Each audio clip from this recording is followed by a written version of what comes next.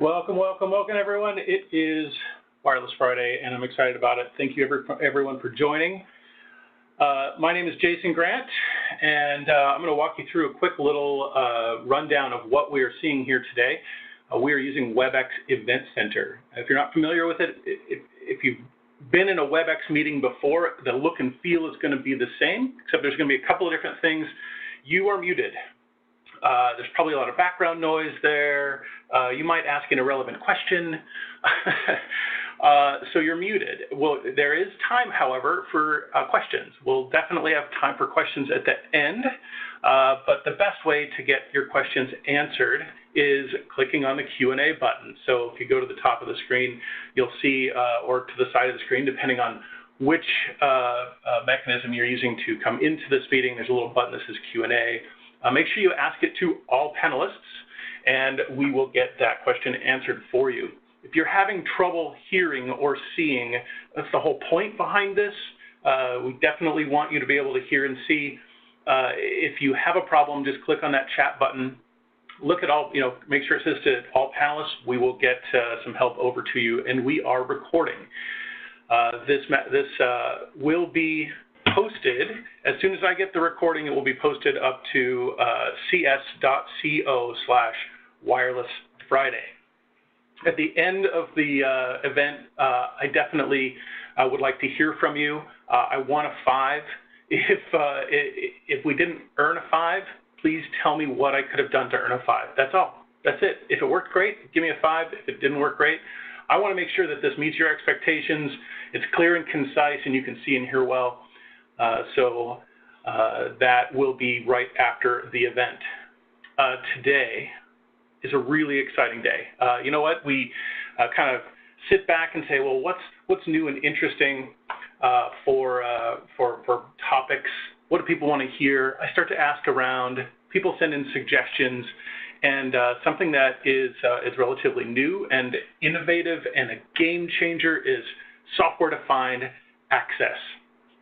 Also known as fabric wireless. So that is today's topic. Host for today, again, my name is Jason Grant. I am part of the global wireless team here at Cisco, and I am joined by my colleagues on my team, Brad Kincaid, Russ Johnson, and Mark Delaval.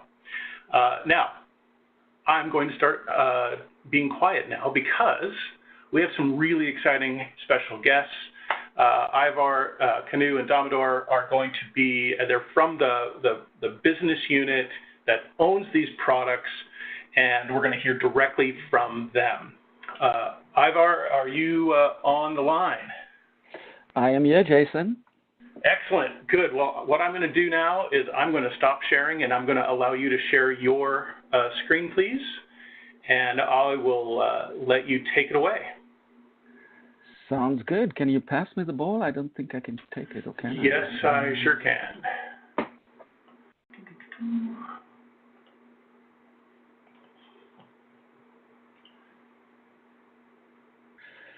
Great. Right. Okay, perfect. You guys see my slides, right? I see them, yes. Awesome, awesome. Great, thank you. I have to say I like the energy of this call, and to go along with that energy, we're going to go through some things really, really fast. I just want to give you a heads up. There are some slides that I'm really going to touch on just very quickly to give context. And then there's others I'll go through in more detail. So my name is Ivor Diedricks. I'm a senior product manager at Cisco Systems.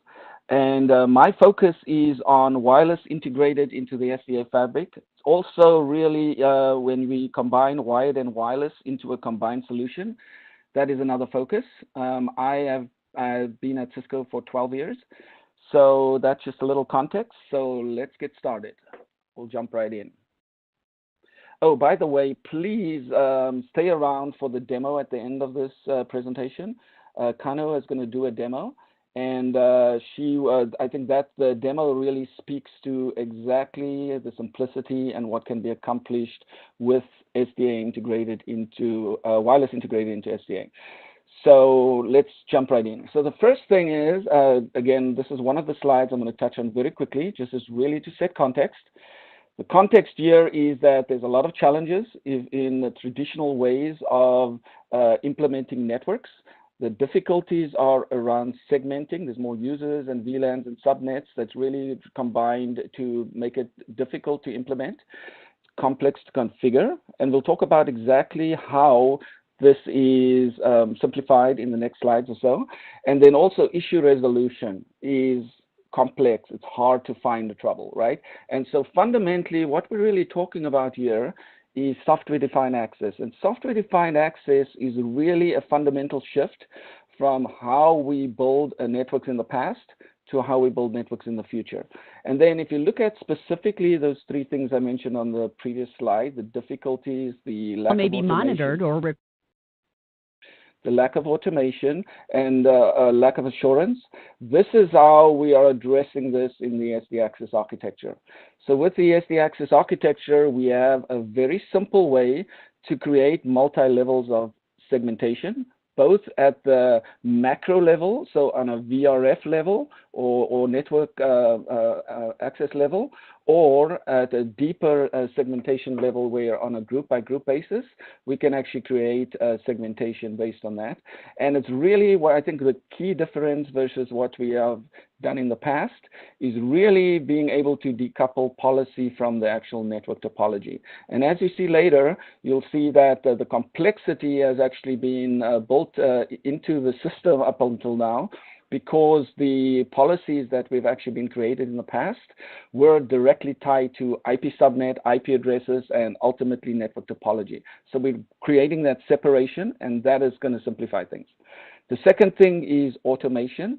So with APKM and DNA Center, what we are providing is through a central a management tool, orchestration tool. What we're doing is we're orchestrating the entire network from a central place, and we're incorporating inside of that, we're incorporating all of the Cisco best practices, which really does mean that it's going to simplify things in a big way.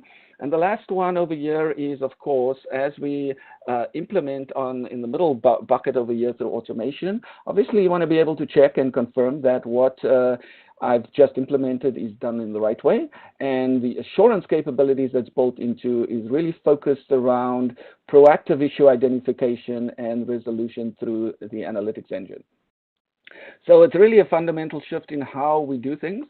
So on this next slide is, really the components, right? So the components are in the infrastructure itself, the switches, the wireless, the routing platforms. Really that's where a lot of those capabilities are embedded in. We have what's a middle layer over there, which is delivered on top of APKM. APKM is our orchestration SDN controller, which really talks to two other entities. It talks to the Identity Services Engine for policy, and it talks to the network data platform for all of that analytics and intelligence information. And ultimately, with software-defined access, the way a user or an administrator interfaces with the system is through DNA Center, right? So DNA Center allows you to do the design, the provisioning, the policy, and the assurance, all from that one single interface. You don't need to go and touch the network data platform or the Identity Services Engine or any of that. All of that is provisioned through this one interface. And you'll see through the demo exactly what it is we're referring to over here. Okay, so one of the things that software-defined access brings is that it really does simplify things, right? So, and I'll go into more detail, but the first thing that it simplifies is you are able to now create stretched subnets. So an IP subnet that is available across the entire access layer of this network, regardless of, whether it's in multiple buildings or whether it's maybe even in multiple locations, right? And we are able to do that through a distributed Anycast gateway, and we are limiting the broadcast domains as part of that. So that is one unique thing. It's made possible through the fabric architecture and this distributed Anycast gateway function. The second component here is that there's no spanning tree involved. right? So no spanning tree, no first hop redundancy protocols like HSRP or VRRP. And we are leveraging each equal cost multipath routed access, right? And so the combination of that really leads to a simple network design and IP subnet addressing. So we'll go into that in more detail. But let's take a step back for a second and let's talk about the problem. So when we create policy, we use policy all the time, right? Whether it's a policy to limit the number of users or a user to get access to an application, or whether it's a quality of service policy that says, hey, this application is more important in my network than another application, right? So it needs to be prioritized differently. All of that is really implemented in today's network based on what's called the 5-tuple, right? If you look at the packet that actually goes on the wire, you'll notice that this 5-tuple is really what's transitive across the network, end to end, right? And so the policy is actually implemented based on that. The issue is that, you know, whether it's the IP address, whether it's an IP subnet or the actual IP user address itself, the IP address itself is being used, you know, its meaning has been overloaded, right? It's used to locate you, it's used to identify you, it's used to drive treatment by way of quality of service, and it's used to constrain you by way of a security ACL, for example. And so that's the problem, you know, is in that it has gained more meaning than, you know, just, you know, the user identity information is actually not in there at all.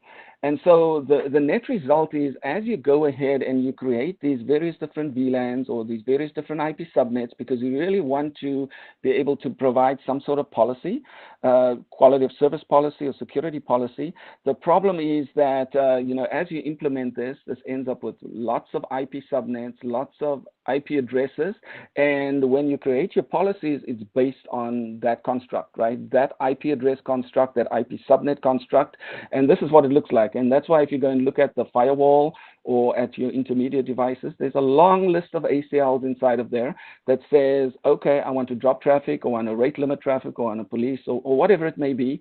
But fundamentally, this is how policy is done. And this is why it's become so complex over time. So if we then really, let me talk through a very simple example of what this translates to. So here's a customer. Customer has 3 user groups over here: BYOD, employee, and contractor.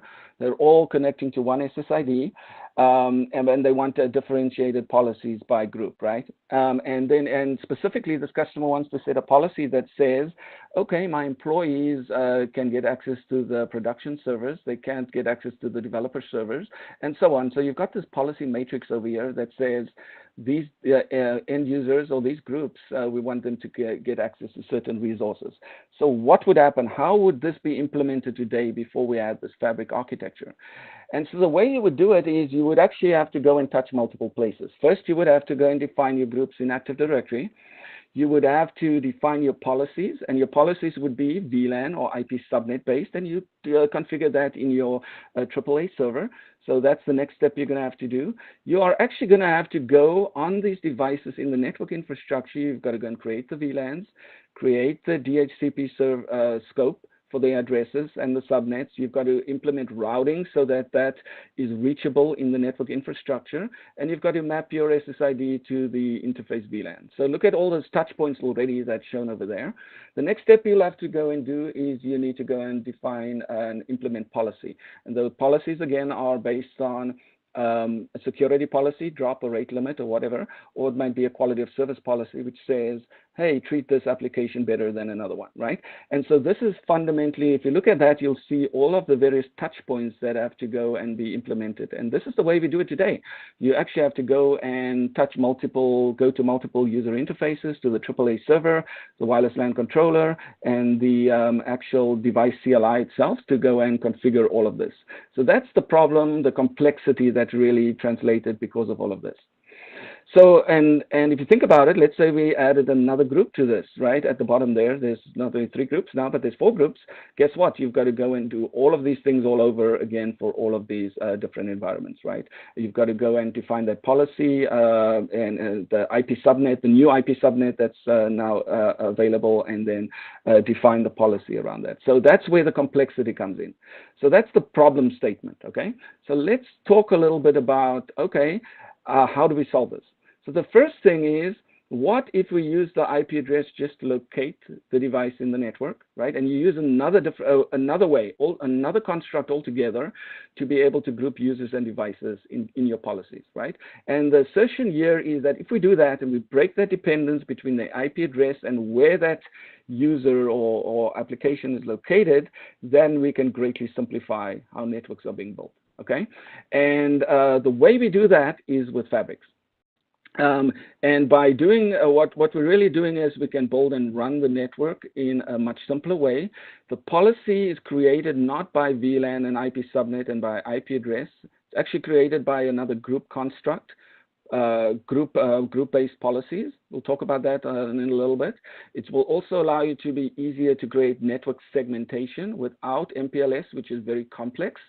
Now we're able to do segmentation, both macro level segmentation, right, on a VRF level or a network segment level, or even more granular on a per user group level, and make that available to every user at the access layer, regardless of whether they are connecting in wired or wireless, and then also provide a flexibility for layer 2 and layer 3 connectivity in the infrastructure without stretching VLANs and having to deal with spanning tree and things like that. Okay, so that is the high level, why the fabric is needed. So let's talk specifically about an SDA fabric. The SDA fabric is composed of 3 components. The first component is the control plane for the fabric is based on Lisp, location independent separation protocol. So it's a control plane protocol for the overlay in the fabric. The data plane is based on VXLAN, and in the VXLAN header, there's actually 2 levels of segmentation. So we have the VRF level segmentation, so carried in the VXLAN header. There's a component there for carrying a VNI or VRF ID, and then there's a group tag based on the SGT. And so in every single packet going out, all the way to the end user, right, there's this capacity to carry this 2 levels of segmentation all the way out to the end device, right? And then the third component is from a policy perspective, we're actually using Cisco TrustSec, right? That SGT, that group that's been created, we can now assign policies based on that. So that's really the 3 components of this solution. What you also see over here is ASICs shown at the bottom of this slide. And the importance there is that we have implemented this functionality around Lisp, VXLAN, and TrustSec is actually implemented in hardware in those ASICs, which means that as we add users to this fabric architecture, or as we add applications to this fabric architecture, the actual data plane traffic that is flowing across this network is actually forwarded directly in the ASIC in hardware at wire speed. And so from an overall throughput and performance perspective, you can't get any faster than that. The data plane is distributed, forwarded in hardware, and the control plane is centralized. So we'll talk about that on the next few slides. I'm going really fast. There's certain slides that I want to spend a little bit more time on, and there's other slides that I'll just brush over very quickly. So here are the components of the wireless, SD wireless architecture. There's the automation component, which is done through DNA Center. So DNA Center is the SDN controller that does all of the orchestration for this wireless infrastructure. There's a wireless control plane. Just like today, you have your wireless LAN controller, which manages all of the AP management, the mobility, the RRM, all of those same things that you have with Cisco Unified Wireless Networks, right? You have that capability over there.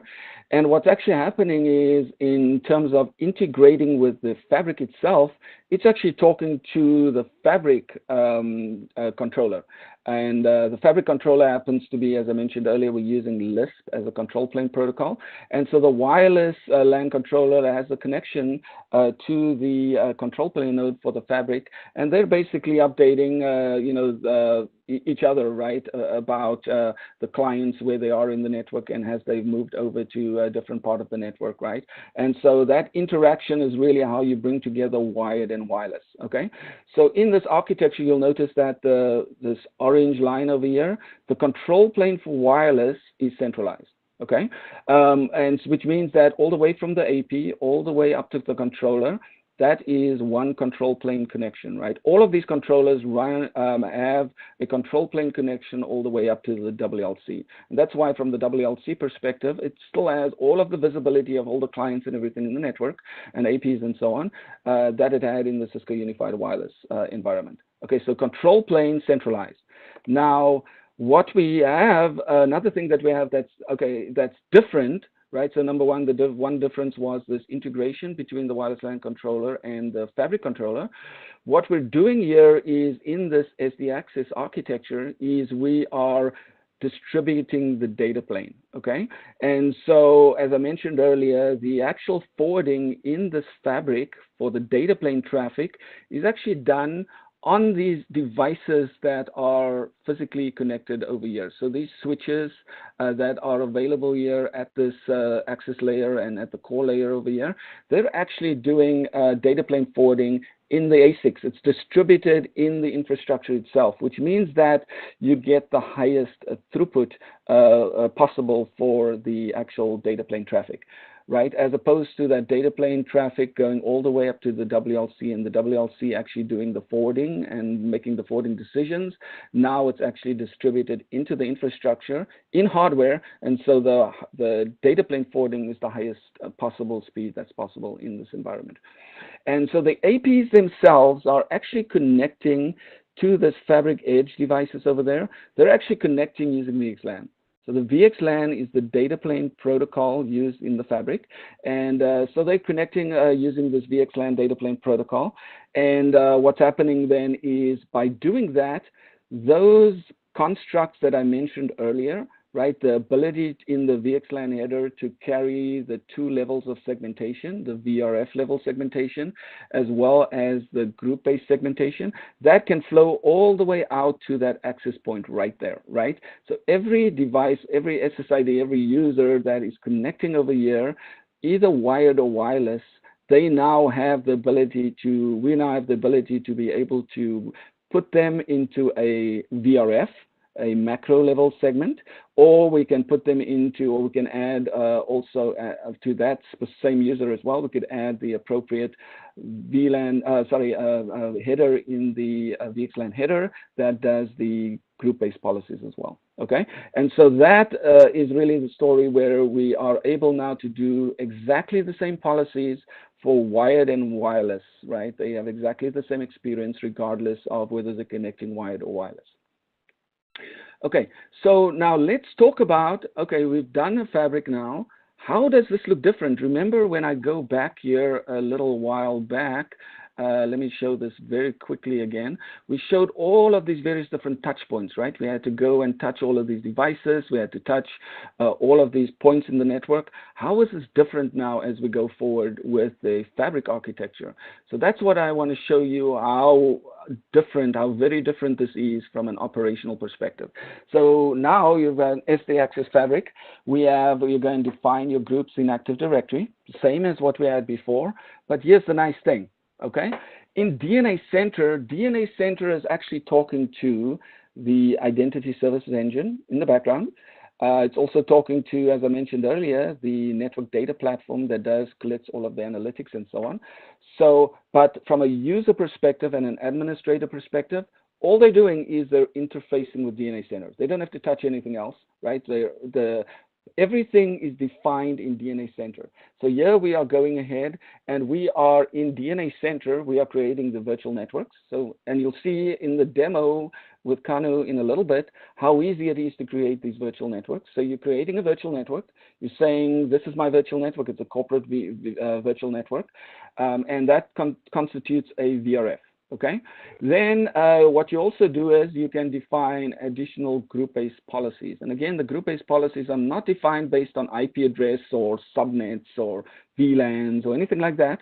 It's a very simple construct, a group-based construct that ultimately under the covers is using Cisco TrustSec. Okay, and you basically say, okay, this I have a BYOD group, I have an employee group, I have a contractor group, and I want this group to be able to have access to applications X, Y, and Z, and not have access to applications X, Y, the other ones, right?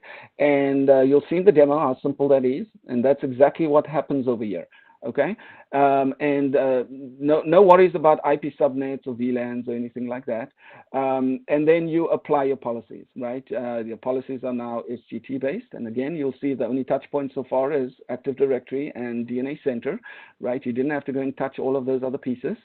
Now, what happens is the user, when the user authenticates, the policy is automatically applied, right? The user gets authenticated. The policy is downloaded to the access points and to the switches over here in the infrastructure itself. And that user is automatically put in one of these groups over here. And accordingly to this matrix that we have over here, where we said, hey, we want employees to be able to get access to production servers and not get access to developer services, as an example, that is now applied. You'll notice that if a BYOD user connects over there, they'll get that in terms of the packet that goes out from the access point is going to carry exactly that specific construct inside of it. Or if I'm connecting, an employee connects, it's exactly the same packet. The only difference is that that user authenticated to be part of the employee group, and correspondingly that's what's carried over there, and likewise the contractor as well, right? And so really what this means now is when that packet is actually carried across the network infrastructure, that policy matrix that I showed, a user is, or this group is allowed to access certain applications, get then enforced at the exit point, right? So in the case of this case over here, this packet is actually dropped because let's say a BYOD user tried to connect to a developer server, right? As an example. And again, the touch points was really only DNA Center and Active Directory, and that's it, right? So you can see the simplicity over there. If I go and I create another network, a virtual network or a VRF, let's say I'm going to create a VRF for IoT devices. There's no reason why let's say my badge readers need to talk to a corporate user at all. Put them in a completely different virtual network or a completely different VRF, and there's no communication between VRFs or between virtual networks, right? And that's how automatically you have this segmentation created and enforced into the fabric infrastructure. And like I say, there's another VRF. You go ahead and you create that, and very, very simple and straightforward. And you'll notice here that you're really only touching this one touch point over there. The Active Directory groups probably would be there already, but so once you want to go and create these virtual networks, or you want to go and create these groups, or you want to create these policies, all of that is done through DNA Center in this design, policy, provision, and there's actually another bucket here, which is automation as well. All of that was done through that one single interface. And so you can see the operational advantages over there. Would you do that in one SSID? Do you mind me asking you a question there's been a couple questions. Yep. Is that with one SSID, or would be with multiple SSIDs? You could do that with one or with multiple, because when that user authenticates, right, that user is actually put on into one of those different groups, right? BYOD, employee or contractor group, right? So the authentication policy would say, okay, user ABC is in the BYOD group, and they could connect over one SSID, or they could connect over multiple different SSIDs. We have the flexibility in the architecture to support both. But the whole idea is, even though they're connecting to one SSID, we can still provide these two levels of segmentation, both at the macro level as well as the micro level segmentation, regardless of how this user is connecting in. And here we're showing the example of wireless, but guess what? Wired would be exactly the same as well. So what you're saying, though, and let me just, if I could, what you're saying is I could be a contractor and have limited access, and normally, I would be put on a particular VLAN based on my identity. What you're saying is that I don't have to be placed on a particular VLAN because the only thing that my IP address is used for is getting the packet from one place to another, and it's encapsulated, kind of like CapWAP used to encapsulate from the access point to the controller, but instead it's from source to destination all the way across. For the control plane, remember it's CapWAP. For the data plane, it's VXLAN. Yes. Yeah. Yes. All right. That is absolutely correct. Yes. And then the advantage, of course, is also, you mentioned in your comments there, you mentioned the fact that, hey, which VLAN am I in? Remember now with DNA Center and with SDAccess, yes, there may be VLANs under the covers. There are VLANs under the covers, but you're not really dealing with network constructs. You don't need or care that there happens to be a VLAN that's set, right? I mean, from a business perspective, we know that we want these group of users to be in BYOD, we want that group of users to be an employee, and I want to define a policy that says BYOD can connect to these servers, and that's it, right? And so that network construct is really hidden from you, right? And I think that's part of the whole simplification story. Does that make sense? Yeah, thanks. Okay, great. Okay, let's see. Let me just quickly cover these two slides over here and take a step back for a second, right? With centralized unified wireless networks, they have a lot of strengths, right? And the strengths are focused around simplicity. That's the biggest advantage, right? Because everything ultimately comes back to the controller. And that controller has visibility and knowledge of all the devices, all the wireless devices in the network, where they are, where they've moved, and so on, right? And so that's great. But the problem is, as you can see, the data plane traffic is also going up to the wireless LAN controller, which means, and then let's say I need to go from a user over here, connect to a user over on the right-hand side. Guess what? It's going to go all the way up to the wireless LAN controller and come all the way down to the right-hand side, right? And so data plane is not optimized in this environment, okay? So yes, it has benefits, and there's some issues with it. The same is true for wired as well, right? Wired has a lot of strengths by itself. The ability to be able to create multiple levels of segmentation, and specifically I'm talking about things like VRF type segmentation with VRF Lite or MPLS, right? Deeper segmentation that is inherent in wired. It's also, as I mentioned earlier, right, use scalable TCAM, so the forward is in hardware, and there's a lot of benefits to be had by the distributed data plane that's available on wired networks. And so what we're really doing here is we are bringing the two together, right? By bringing wired and wireless together, whereby the control plane is centralized for wireless, the data plane is distributed. What's actually happening is you get the simple operations, you get the consistency of policy, you get the segmentation available end to end, you get the scalability, you get all of these benefits, right? That you would get maybe some of the benefits on wired and some of the benefits on wireless, but by doing it as part of the SDAccess architecture, you get a unified approach across all of them. So that's the key thing that I wanted to point out that's different versus what we have today. So just very quickly, I think I'm going to be handing over to Kanu for a demo in a little bit, but just very quickly, so the wireless integration into SDA Fabric, you'll see two scenarios over here. The one on the left-hand side is basically you've got your fabric built, and now we're using Cisco Unified Wireless over the top of the SDA Fabric, right? So in this scenario, you'll notice that obviously all the control plane, all the data plane traffic is actually connected to that centralized wireless LAN controller. This is supported today with the AROS controllers that we have today. So specific controllers I'm talking about, or really any of the controllers that we have today, because wireless is over the top in this scenario over here. So this is available and supported at FCS. And then on the right-hand side, now we have what I just described, right? So The wired and wireless have common policies across them. The control plane is centralized on the fabric-enabled wireless LAN controller. The data plane is distributed into the infrastructure. All the data plane forwarding is done in the ASICs in hardware at wire speed. You get that consistent policies end to end, right? And the emphasis on the solution is actually on the 802.11ac Wave 2 access points. We do have support for Wave 1 as well, but there are some limitations when using Wave 1 APs, specifically around IPv6 and NetFlow and ABC.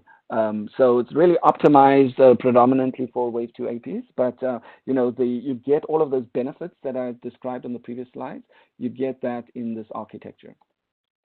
Now, let me just quickly cover this slide here, and to give you a sense of where we are right now and what's coming out next.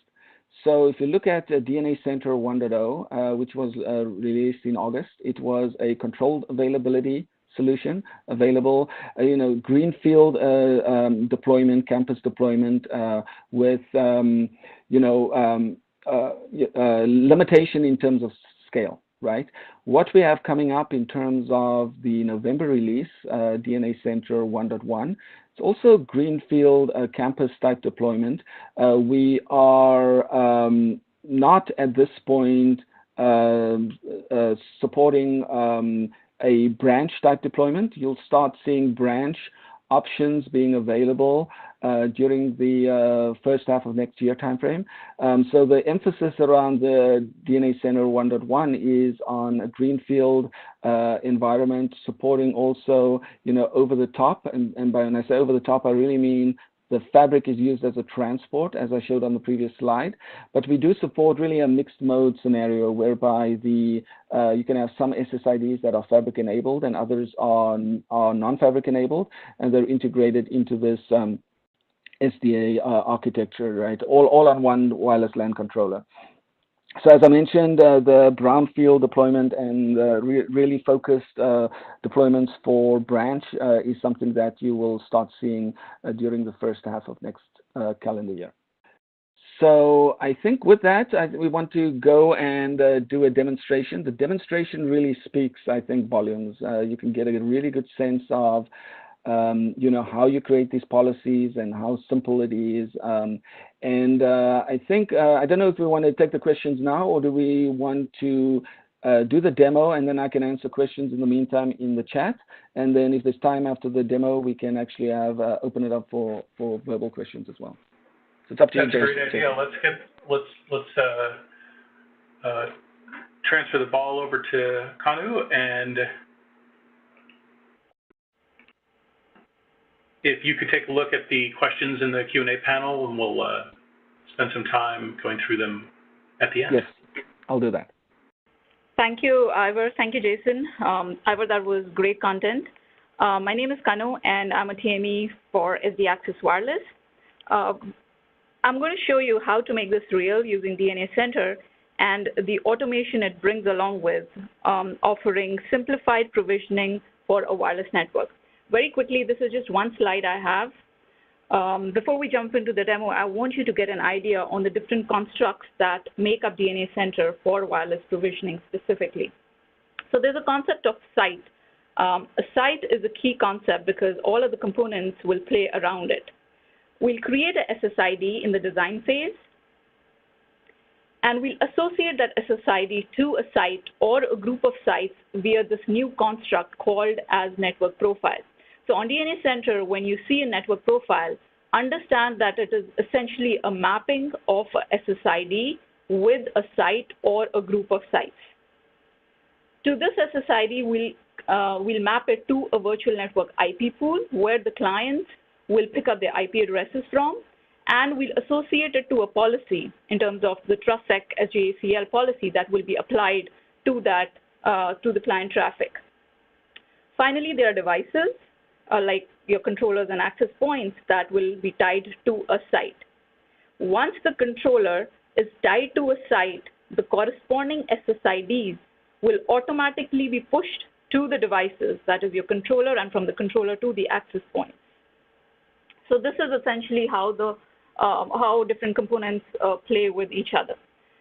Switching to my DNA center,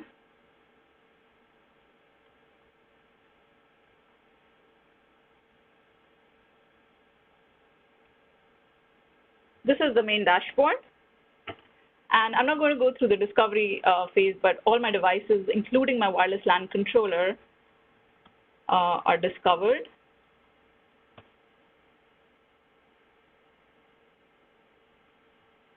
Once these devices are discovered, you'll see them populated in the device inventory status, and they show up as reachable. We'll move to the design phase. Here we take care of first building a site hierarchy. And here we give customers an easy way to define their custom sites and depending on their size and scale requirements. And what I want to focus here is we are eliminating the need to configure the same resource at multiple places.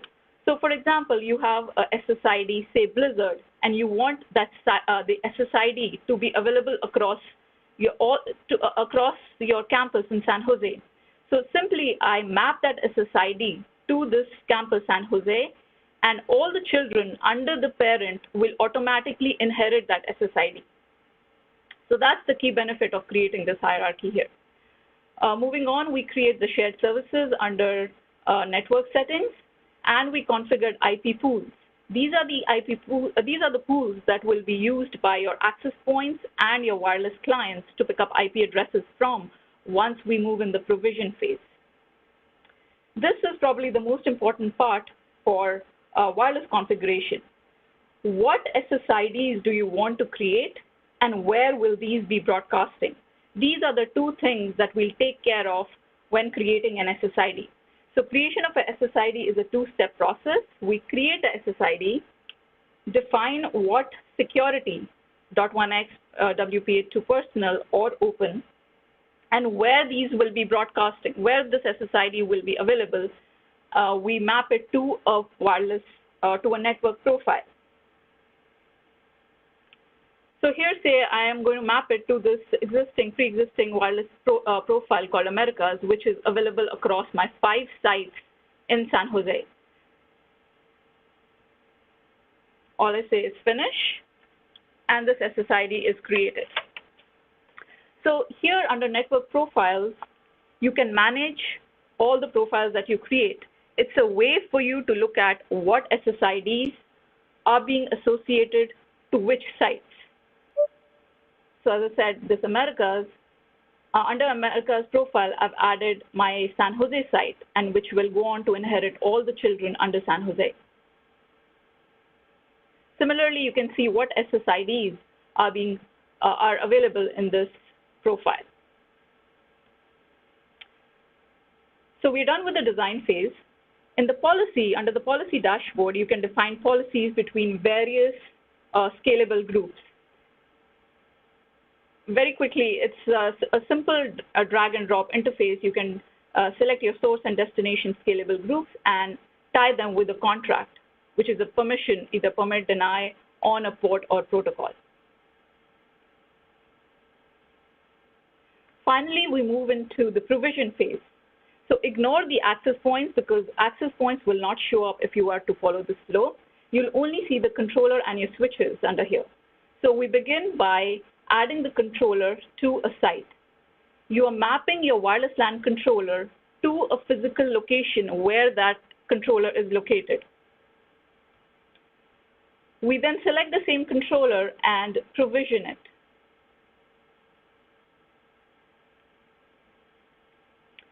Here you're adding AP locations. What I mean by this is, my controller may be located in building 14, but I want my APs that are in various other buildings to be registered to this controller. So under Manage AP Locations, you will go on to add the sites where my APs are located. Finally, you will go ahead and deploy these changes to the controllers, which will include settings like your shared services, all the SSIDs that you created, and just hit deploy. We are now going to move into the Fabric tab, where we'll be managing our Fabric configuration. When you begin here, all these icons will show up as gray. that means the device has not been added to Fabric. You need to click on the device and say Add to Fabric. Once you do that, the device automatically gets added to Fabric and the color will change to blue. Again, ignore these access points because at this time the access points are not registered to the controller and are not part of the Fabric.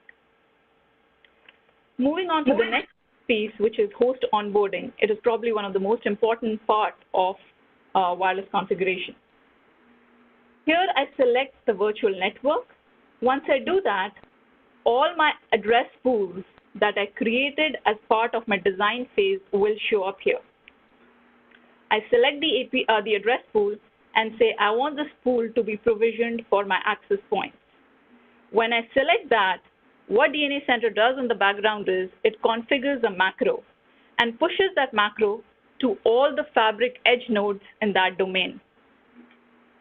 So when I take an access point and physically plug it in one of the switch ports on my Fabric edge node, the Fabric switch discovers that it's an access point using CDP and applies that macro to that switch port where that AP is plugged in. As part of that switch port config, it will also assign it a unique VLAN mapped to this address pool. And I say update. Very quickly, I have this config of the switch port here.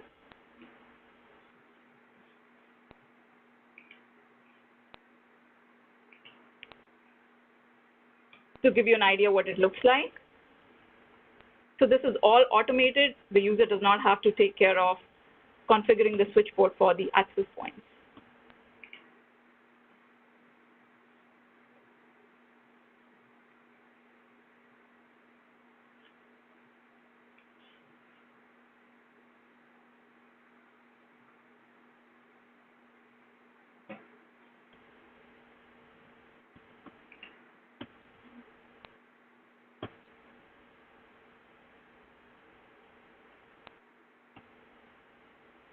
So this is the macro that gets applied, and you see it is automatically assigned this VLAN 1022.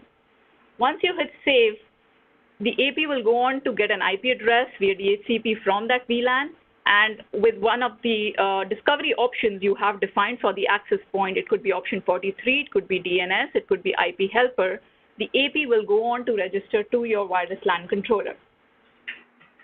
At the same time, I've selected a second address pool and enabled it for wireless clients, wireless pool. At this time, your APs will show up under here, under the device inventory status, under the device inventory tab on the provision page.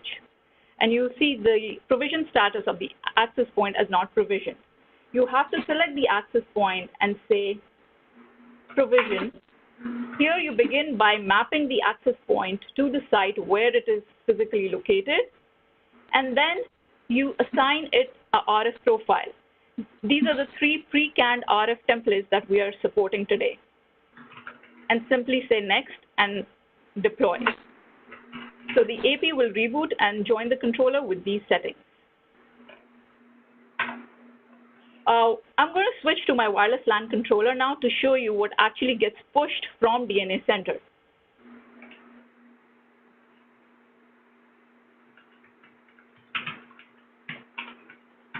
So this is my wireless LAN controller. It's a 5520 running 8.5 AirOS code, which is available today on CCO.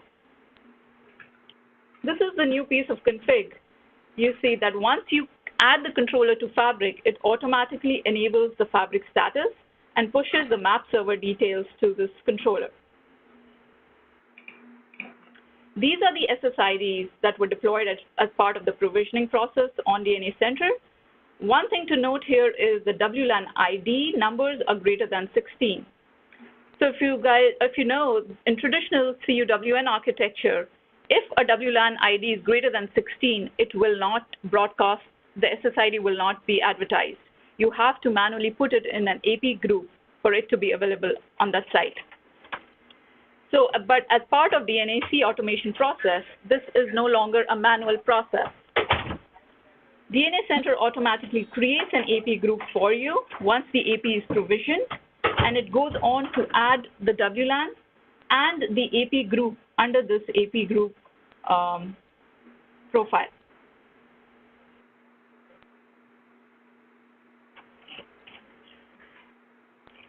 So right now, I have some clients that are coming in on this Fabric-enabled SSID. You can see there are two different type of users, employee and contractor, that are connecting on this Fabric SSID. And if I was to click on one of these, I want to show you that it is coming on this corporate SSID that is pushed from DNAC. And it is enabled for Fabric.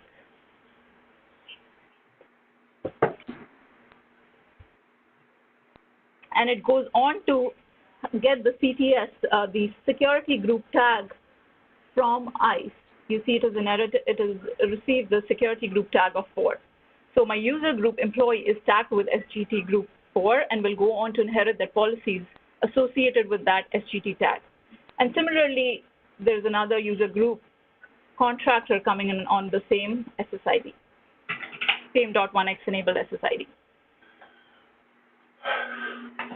So this is the demo I had. If you have any questions, please feel free to ask. Well, that's great. So thank you so much. Good demo. I like it. I like that it was compact. We are still within the hour. We still have some time. Ivor and Kanu, if you can go off of mute, let's go through some of the questions. And if I could have some of the other panelists maybe pick out some that are a little bit more interesting than some others, or some that seem to be common themes.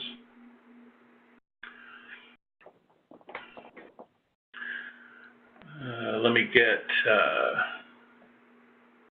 There's a couple of questions and that are similar. One of them is any plans to have the controller be part of the fabric, like physically connected inside the fabric, like an AP? So controllers will always be external to the fabric, because the controller management IP address resides in the underlay. Got it. That makes sense, because it handles a lot of the RF-related stuff and client connection-related stuff. Kanu, can you maybe talk about the differences between DNA Center or Ivor, either one of you, and prime infrastructure? Ivor, do you want to take that, or I can? Yeah, I'll start at a macro level, and you can delve in a little bit deeper, right? So the whole idea behind DNA Center, what we're trying to do here, if you take a step back and think about this whole SDAccess architecture, what we're trying to do here is to hide a lot of the complexity that is inherent in today's network infrastructure, right? So you really don't need to know IP addresses, subnets, VLANs, any of that kind of stuff, right? And so what we're really doing through DNA Center is to abstract away that complexity. And as a result, what we're doing is we're not exposing all of the knobs. I mean, if you go to prime infrastructure, or you go directly to the WLC as an example, there are hundreds of options, hundreds of things that you can tweak, and but the problem is that has translated to a lot of complexity, right? And so what we're trying to do here with the SDAccess architecture and DNA Center is to really take those Cisco best practices and make those automatically available under the covers, right? And so from a user perspective, they would say more at a business level, say that, hey, I want certain things to happen more from a business than from a technology perspective. So really what we're saying is that DNA Center is really about providing a simplified way of achieving those business outcomes, right? And as a result of that, what we're not going to be doing is exposing all of the various different knobs and buttons and whatever that you get in prime infrastructure. And so that's fundamentally what's happening here, right? When you go and you click on, creating those policies, or whether you go and do, for example, all of that RF related items, right? I don't know whether Kanu actually showed that, but obviously you have from an RF perspective, you've got different kinds of environments. One with high density or lower density or whatever, right? They are really collapsed into, from a DNA center perspective, very simple clickable buckets, right? And so and then everything else that happens under the covers in order to achieve that is actually really hidden from the user through DNA Center. So Prime is a different model altogether, right? Prime is all about being able to configure every single item to the nth degree through templates, through various different mechanisms, right?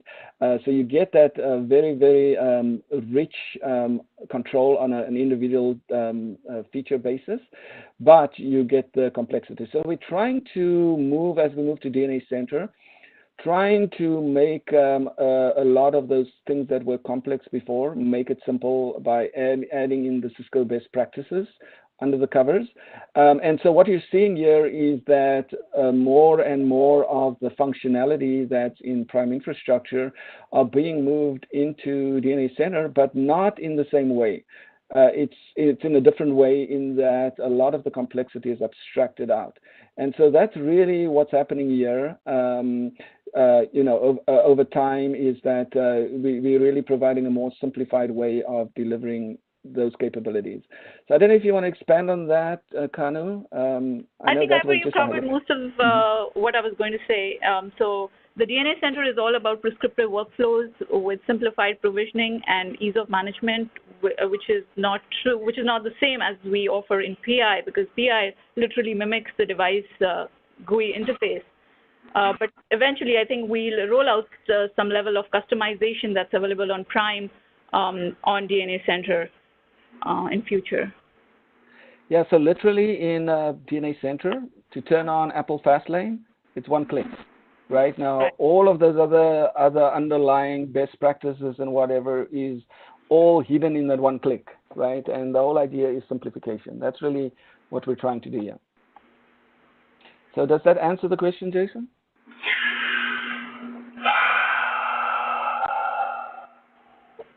Jason, you there?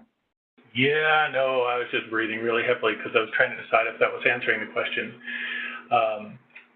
Because I think one of the big fundamental differences, and one of the points that you're trying to make, and if I could just kind of tell you what I just heard, was that DNA Center was originally designed to do something different. It incorporated some products that we had before and some more products like APIC EM, which in essence is, if I could oversimplify it, kind of like the wireless LAN controller is to the access points that APIC EM is to the switch. And it also handles just kind of ease of configuration, and then it also helps us integrate three really important and sometimes pretty complex technologies to implement. One is Lisp, one is VXLAN, and one is SGT. And the effect of those three together gives us this intent-based networking, which is great for very large campuses where we would have configurations for traffic engineering and routing, for QoS, and for security that are hundreds, if not thousands, of lines long in access control lists. DNA Center is designed to simplify all of that, not obscure it and just it's still happening underneath, but fundamentally change how the packets are delivered. Having the underlay network just simply transfer packets from place to place, and then use VXLAN and Lisp to understand how and where they go from place to place. And Prime infrastructure was originally designed as a mechanism to monitor, build out configurations, build out templates. It's just kind of like, hey, these these products have these features and capabilities, and I can build templates, and I can apply those templates, but I still kind of have to know about what all, and about how all of that works and how to make sure it gets configured correctly. And Prime infrastructure also provides reporting capabilities that DNA Center does not yet have. But then DNA Center will also have assurance and some other things that we'll cover in Wireless Friday calls in the future.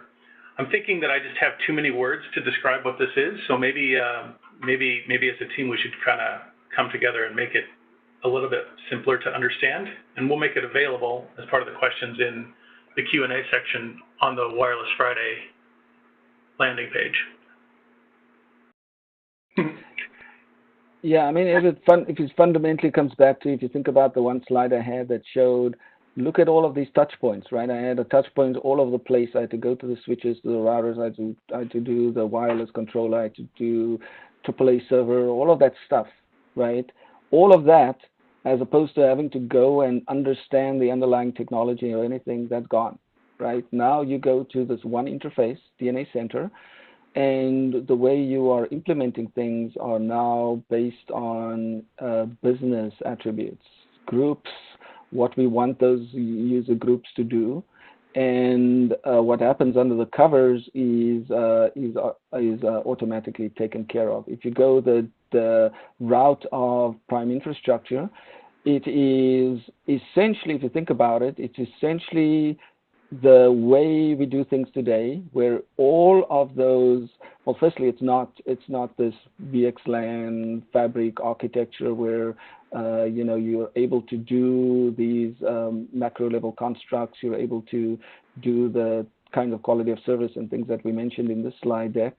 But it's also the complexity gets exposed as well. And so fundamentally what we're trying to do is move away from that complex environment and really make things easier. But yeah, we can provide additional details. Thank you. And I know that we're running a little bit long, but there's one other question that seems to be pretty common, and that is, this really appears to be focused towards campuses.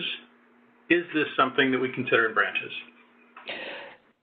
So yes, so the answer is the first release, the releases that we're releasing right now is definitely more campus oriented, but we have versions coming out in the first half of next calendar year that is focused on branch type deployments. So it's a timing thing. This is obviously a big change, and so it will be delivered in pieces. And so the branch solution will be available during the first half of next year timeframe. And so as an example, we'll have in the branch environment, you'd have a wireless LAN controller that actually runs on a switch directly. And so you don't actually need, a dedicated wireless LAN controller appliance at every single branch. And so that's one of the things that we're doing. There's a few other things as well. It's just that it's a timing thing, right? We will get to the branch solution. It's just not available right now.